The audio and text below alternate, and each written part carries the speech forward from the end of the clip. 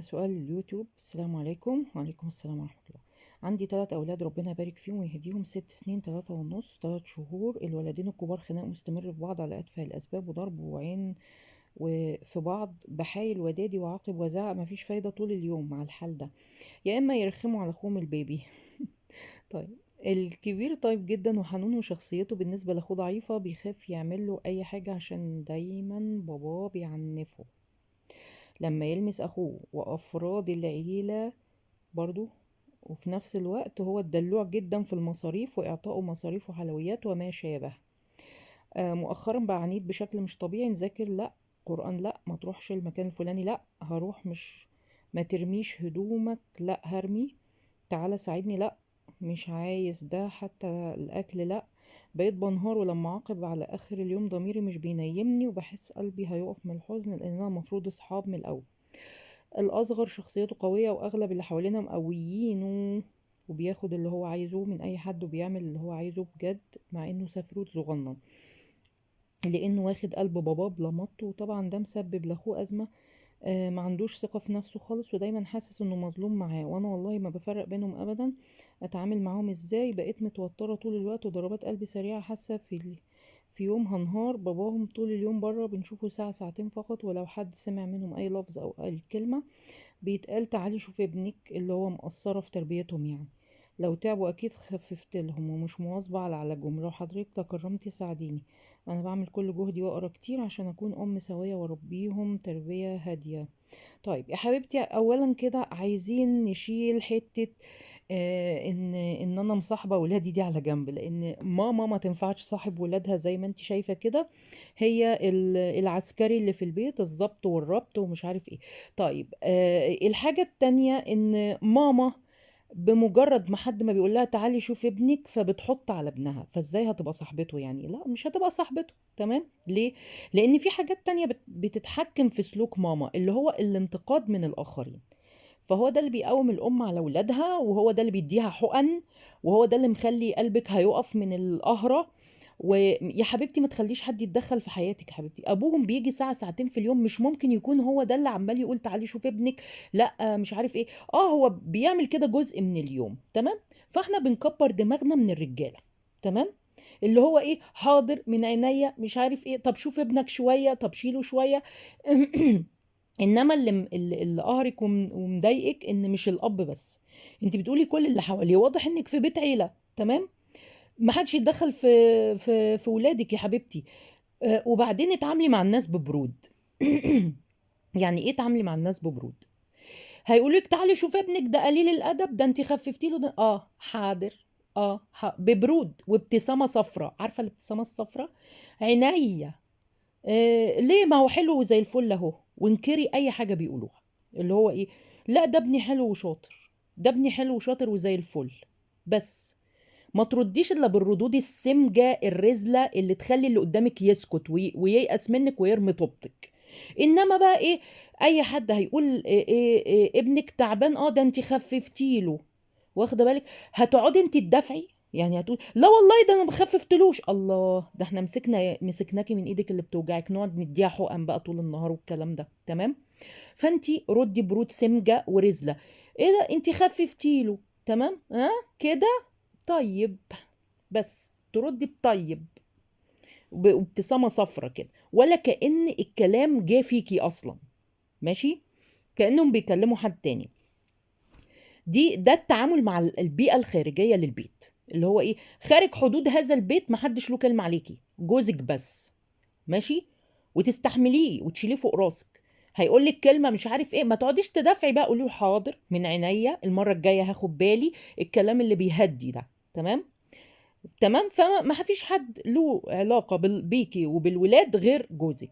اي حد هيعلق تعليق سخيف من بره، انت تقولي طيب حاضر. بس نص مشاكلك بالظبط هتهدى، لان انت واخده الموضوع على اعصابك، وواخده ان الايه، ان انت اللي غلطتي وانا لازم اربيهم كويس، وانا ببذل معاهم اقصى جهدي، وانا مش عارف. لا يا حبيبتي، مفيش حد يقدر على 3 عيال، عشان ما تعمليش فيها شمشون.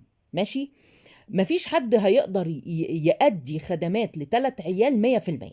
مفيش حد هيقدر يربي 3 عيال 100 100. خلاص. حطي نفسك في حجمها الطبيعي عشان ما تضغطيش على اعصابك اكتر من كده. قولي انا بعمل اقصى ما استطيع. كون بقى ان في حاجة خارج السياق، ولد طلع عنيد، اتنين بيضربوا في بعض، واحد بيشتم في التاني، ولد فاشل في الدراسة، كل ده خارج السياق. انا بعمل اللي بقدر عليه، تمام؟ اكتر من كده مفيش. انتي بتاخدي بالك من ولادك، انتي بتاكليهم احسن اكل، انتي بتلبسيهم احسن لبس. غير كده بتعلميهم الاخلاق والادب وكل حاجه. ما بسمعوش الكلام، كبري دماغك. ليه؟ وظيفتك يا حبيبتي انك تحطي في دماغهم الكلام، مش انك تجبريهم عليه. مش بالضرب هو ولا بالإكراه، ولا هيجيب نتيجة. وادي انت شايفة القصة دي. نمرة واحد، يبقى نص مشاكلك بالظبط هتتحل لما تعملي ايه؟ لما تكبري دماغك. تكبري دماغك من حاجتين: من اي حاجة خارج حدود بيتك، ماشي؟ اي حاجة خارج حدود بيتك، اي كلمة تجيلك من بره ولا كأنك سمعتيها، ارميها من الودن التانية. وتعاملي ببرود جدا مع الناس ولا كأنهم قالوا حاجة. الحاجة التانية، انك تكبري دماغك من ولادك. يعني ايه؟ يعني الغلط ما تركزيش عليه، التفاهه ما تركزيش عليها. لو عيل هيضرب عيل، اقفي في وسطيهم بقى هنا وتدخلي. لو حد هيأذي حد، اقفي في وسطيهم وتدخلي. ما تتدخليش الا في الايذاء فقط، تمام؟ بعد كده اي حاجه بقى ارشادات وتوجيه كده من بره، عمل ما عملش في اما يكبر هيعمل. احنا بنحط في دماغ ولادنا علشان المستقبل مش عشان دلوقتي، والكلام ده كله، تمام؟ يبقى دي نمرة اتنين، كبري دماغك. خلاص.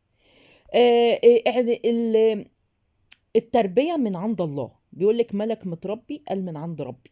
فاعتمدي على الله اكتر ما تعتمدي على نفسك وتربيتك و... وحسن تربيتك وانتي بتبذلي اقصى ما تستطيعي والكلام ده كله، ماشي؟ لا، احنا بقى بنلجأ الى الله. يا رب ربي ربنا ولادنا كده، تمام؟ ودايما دايما انت فرغت حيلك. يعني ايه؟ يعني انت بذلتي اقصى ما تستطيعي بس مش قادره. الام ما تقدرش على 3 عيال، ربنا اللي هيربيهم لك. طيب، نيجي للمشكله الاساسيه. الولد الكبير انت قلتي بالظبط، وصفتي حالته: مظلوم وغيران من اخوه، وفي فرق معامله شاسع. بصي يا حبيبتي، انتوا عملتوا المصيبه الاكبر. بتعوضي ابنك او اهل باباه بيعوضوه بالفلوس وبالحلويات وبالحاجات المادية. بيعوضوه عن ايه؟ بيعوضوه عن فرق المعاملة وعن التمييز اللي حاصل لاخوه. اخوه مميز عنه، اخوه بيتعامل احسن منه. طيب يرادوا ده ازاي؟ بالفلوس. دي مصيبة وكارثة هتيجي على دماغك ودماغ عيالك كلهم، تمام؟ اولا، مفيش عيل ياخد فلوس ازيد من حقه.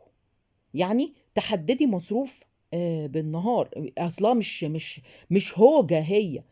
ايه بيدوا للعيال فلوس وبيدوا للعيال شيبسيهات وحلويات ليه؟ ده هيخربوهم لك. ايه، طالع نازل طالع نازل شيبسي على حلويات على فلوس على مش عارف ايه. سواء الكبير او الصغير الاتنين لازم يحدد هذا الامر. هو كيس شيبسي واحد بس في اليوم والباقي يتشال. مفيش ماشي. وباباهم اللي لازم يقول لأهله: انت ما تتدخليش مع أهله خالص، مالكيش دعوة، ماشي؟ عايزين ينزلوا، بتحددي عدد ساعات معين في اليوم، ساعة ساعتين. ما طلعوش مش هينزلوا بكرة. ومفيش حد له دخل بولادك. اللي هو ايه؟ انت بتربي ولادك، ماشي؟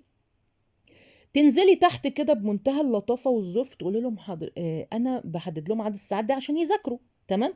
هينزلوا ساعة ساعتين، رن المنبه ما طلعوش، نزلت لهم تاخديهم في ايدك تطلعيهم، ما طلعوش، تاني يوم ما فيش نزول. هو كده، هو كده، تاني يوم ما فيش نزول. ايه ده، ما نزلتيش العيال ليه النهارده؟ عشان امبارح خلفوا، عشان امبارح غلطوا، عشان امبارح ما سمعوش كلام ماما، تمام؟ تقفلي الباب عليكي وما ينزلوش، تمام؟ يبقى نتفق، نعمل اتفاقية: هننزل النهاردة ساعة ساعتين، رن جرس المنبه، ها يا حبايبي اطلعوا. ما طلعوش، هتنزل انت تجيبيهم. ما طلعوش، تاني يوم مفيش نزول. مرة على مرة على مرة. وخدي بالك الأسلوب ده بيتبع على المدى الطويل. يعني مرة على مرة على مرة لحد ما تأسسي في دماغهم النظام. النظام واضح ان مفيش نظام أصلا. فلازم تعملي نظام. تمام. النظام هياخد مدة طويلة جدا لحد ما تقدري تسيطري على الموقف. دي نمرة واحد. نمرة اتنين، مفيش تمييز، اللي يدي للكبير يدي للصغير. تمام. هم دلعوا الصغير، انت تدلعي الكبير. مفيش حاجة اسمها عقاب ومش عقاب ومش راضي. طبعا هو مش راضي قرآن، ومش راضي يذاكر، ومش راضي مش عارف ايه. ليه؟ حاسس بالتمييز يا حبيبتي، حاسس بالظلم. اشمعنى انا ما بتدلعش؟ اشمعنى ماما جايه عليا انا وهم بيدلعوا اخويا؟ هي دي مشكله حياه ابنك، وانت عارفه كده. انت عارفه كده. انت بتقولي انت بتصاحبيه، لا هو انت مش بتصاحبيه، هو انت فوق راسه. وبعدين ما ينفعش تتخلي عن دور ماما علشان تمسكي دور الصحبه، لانك مش هتعرفي اصلا تأدي دور الصحاب. مش هتستحملي. هيجي يعمل اي حاجه هتقومي دب على طول. ماما اتدخلت هنا، ماما ما بقتش صاحبه. ماما هي المسؤوله، ماما وبعدين كل حد يديكي حقنه من بره تروحي تديها لابنك، اللي هو بيتكلموا عليكي تروحي هوب دب، انا ما مربيتش، انا ما عملتش، انا مش عارف ايه، انت مش متربي ليه. لا، الكلام ده ما ينفعناش خالص. تمام. احنا مش بنربي ولادنا بتوجيهات من خارجيه، احنا بنربي ولادنا على الصح. تمام. لما تشوفي تمييز بين ابنك وبين غيره، اولا اسمح تعنيف ابنك الكبير من ابوه. قولي له لو سمحت، يا تعدل ما بينهم يا ما تعنفوش، وتسلت ايدك منه، انا ابقى اربيه. انما شغل ايه؟ شغل ان الصغير يرتكب الجريمه والكبير هو اللي يتقدر بسببها، او الاتنين بيتخانقوا مع بعض فالاتنين لازم يوقع عليهم عقاب واحد، وتلاقي الصغير بيتدلع والكبير هم بيوقعوا عليه العقاب. ليه؟ ما ينفعش طبعا. انا قلت قبل كده ان ماما هي القاضي اللي في البيت، اللي لازم يقر العدل. يعني الاولاد لازم يحسوا بالعدل في المعاملة. ماشي. ده اللي هيسبب ان الاخ يكره اخوه لما يكبروا. انت هتلاقي الدنيا اتقلبت، يعني هتلاقي ايه؟ الصغير بقى بياكل حق اخوه الكبير، والكبير بقى بيكره اخوه الصغير.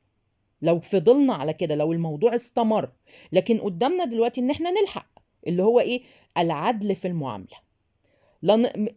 لو مش هنعاقب يبقى ما نعاقبش الكل. لو هنعاقب يبقى نعاقب الاتنين على الغلط، اللي يغلط يتعاقب. مش الصغير يغلط ويهرب بغلطه والكبير يغلط يتعاقب، لا. لازم العدل في المعاملة، وإلا هتواجهي بقى بعد كده مشاكل للركب لما يبقوا في سن المراهقة، هيقطعوا بعض وهيكرهوا بعض. فالحقي من دلوقتي يا حبيبتي، وشيلي بقى كرامتك على جنب، علشان احنا هتحطي بقى كرامتك، واصلا انا بتعب، واصلا انا بعمل ومش متقدره لا، انت تلحقي ولادك يا حبيبتي. انت تلحقي ولادك. يعني شيلي كرامتك على جنب بقى، وانسي نفسك شويه والحقي ولادك. تمام. لو هم بيميزوا الصغير، انت ميزي الكبير، يعني مش تميزي الكبير. تمام. قللي بقى الاختلاط، قللي اختلاط الصغير والكبير بيهم. ماشي. ليه؟ ورانا حضانات، ورانا مدارس، ودي الصغير حضانة. تمام. خلاص هو في 3:30 ده خلاص حضانة اهو. ورانا مشغوليات. هو في حد فاضي لحد دلوقتي؟ فاضي يدلع ويهنن ويشيل فوق دماغه. قللي، خفي رجلك. تمام. لو هتتجمعوا وبتاع ومش عارف ايه، دايما تبقى انت عينك على ولادك. ماشي. وتمنعي الغلط من قبل ما يحصل. ودايما تشكري في ابنك الكبير، ده حفظ نشيد كذا، ده حفظ قرآن كذا، ده ابني حبيبي، ده جميل، ده أمير، ده طيب، ده عسل، ده مش عارف ايه الكلام ده كله، وتقولي مميزاته كده، ده بيلعب رياضة، ده آم، خلاص. يبقى ايه؟ يبقى انت بتحاولي انت بتعملي كده فعلا، بس محتاجة حد يقويكي، يعني محتاجة حد ايه؟ يشجعك وتزودي قوي. تمام. اخر حاجة، مفيش ولاد بيتربوا في البيت، ولازم تشوفي لهم حل. يا تشوفي ساحة جنبك من الساحات اللي فاتحينها للرياضة دي، او مركز شباب جنبك، تاخديهم التلاتة كده والصغنن في عربية البيبي. احنا الحمد لله الشتاء خلص والجو ابتدى يدفى. تمام. وداخلين على الصيف بعد شهرين 3. نخرج بقى، نخرج، لان مفيش صبيان بيتربوا في البيت يا حبيبتي، ده يجننوكي. الولاد لازم 3 ايام في الاسبوع على الاقل، والحمد لله باباهم بيجي ساعه ساعتين في بالليل. فانت هتقدري تلاقي وقت، لو حاجه جنبك يعني ما فيهاش مواصلات هتقدري تلاقي وقت تخرجي بيهم وترجعي. تمام. لان دي ضروره، ده احتياج للاولاد. لو بنات اقول لك ماشي تعدي، ليه؟ البنت هاديه وقاعده وممكن تتلم كده في بيت، انما الولاد صعب جدا. ماشي. هيجننوكي. والتالت كمان فاضل له اول ما يقف على رجلين خلاص انتي تنسيه خالص، هتلاقيه بيجري هنا وهنا وعايز مكان يتحرك فيه. شوفي لك حل، انا مش عارفة الحل عندك ازاي، بس لازم تخرجي بيهم. لان مفيش ولاد بيتربوا في بيوت، مفيش صبيان بيتربوا في بيوت. ربنا يعينك ويقويكي، اطلبي العون من ربنا، وانه يساعدك، وان شاء الله ربنا هيعينك.